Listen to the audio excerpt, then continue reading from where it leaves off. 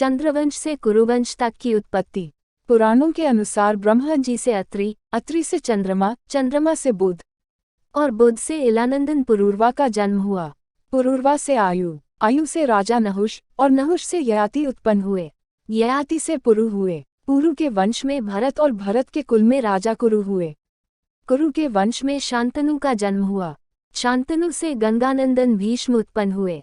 उनके दो छोटे भाई और थे त्रिचांगद और वितृचवीर्य। ये शांतनु से सत्यवती के गर्भ से उत्पन्न हुए थे। शांतनु के स्वर्गलोक चले जाने पर भीष्म ने अविवाहित रहकर अपने भाई वितृचवीर्य के राज्य का पालन किया। भीष्म महाभारत के प्रमुख तृपों में से एक हैं। ये महाराजा शांतनु के पुत्र थे। अपने पिता को दिए गए वचन के कारण इन्होंने आजीवन ब्रह्मचर्य का व्रत लिया था। इन्हें इच्छा मृत्यु का वरदान प्राप्त था। एक बार हस्तिनापुर नरेश दुष्यंत आखेट खेलने वन में गए। जिस वन में वे शिकार के लिए गए थे उसी वन में कव ऋषि का आश्रम था। कव ऋषि के दर्शन करने के लिए महाराज दुष्यंत उनके आश्रम पहुंच गए। पुकार लगाने पर एक अति लावण्यमयी कन्या ने आश्रम से निकलकर कहा, हे राजन, महर्षि तो तीर्थ त्रया पर गए हैं, किंतु आपका इस आश्रम में स्वागत है। उस कन्या को देखकर महाराज दुष्यंत ने पूछा, बालिके, आप कौन हैं? बालिका ने कहा, मेरा नाम शकुंतला है और मैं कव ऋषि की पुत्री हूँ।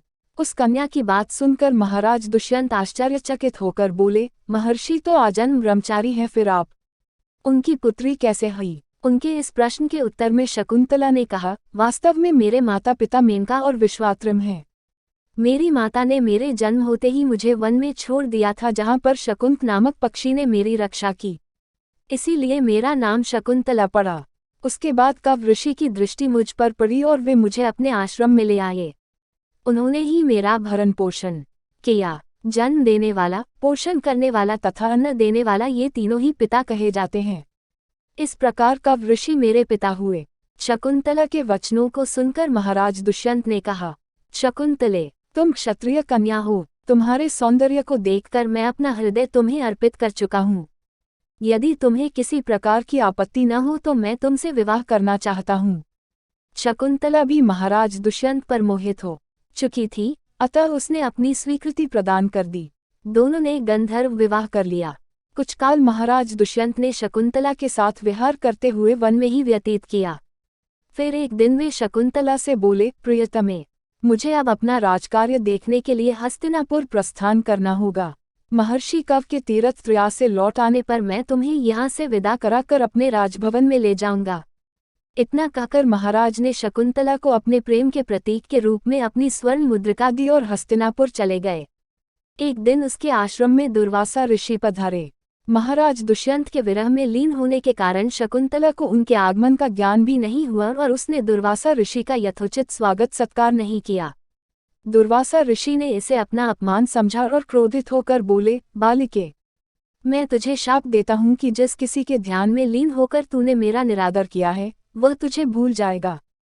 दुर्वासा ऋषि के शाप को सुनकर शकुंतला का ध्यान टूटा और वह उनके चरणों में गिरकर क्षमा प्रार्थना करने लगी।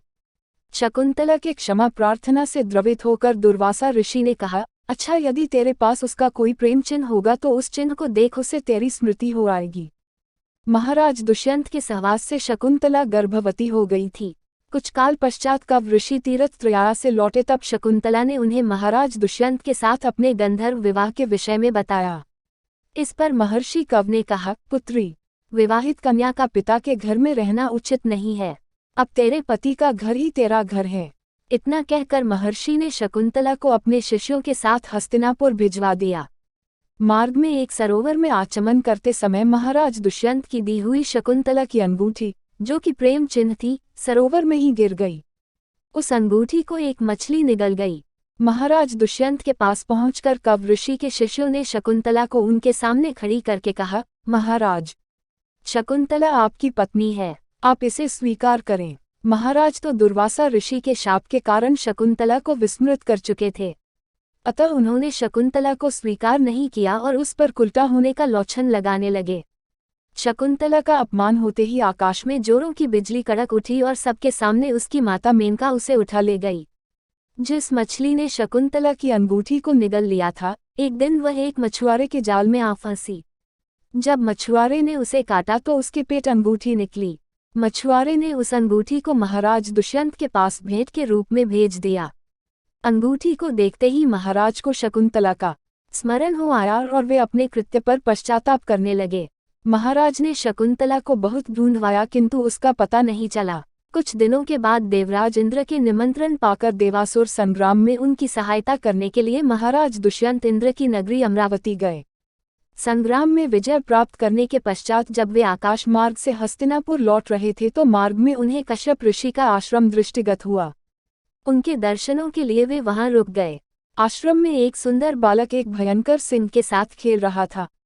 मेनका ने शकुंतला को कश्यप ऋषि के पास लाकर छोड़ा था तथा वह बालक शकुंतला का ही पुत्र था।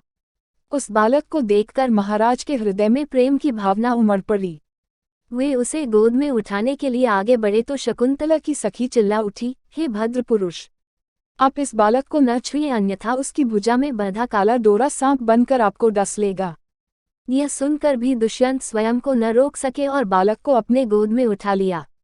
अब सखी ने आश्चर्य से देखा कि बालक के भुजा में बंधा काला गंडा पृथ्वी पर गिर गया है। सखी को ज्ञात था कि बालक को जब कभी भी उसका पिता अपने गोद में लेगा वह काला डोरा पृथ्वी पर गिर जाएगा। सखी ने प्रसन्न होकर समस्त वृतांत शकुंतला को सुनाया। शकुंतला महाराज दुष्यंत के पास आई।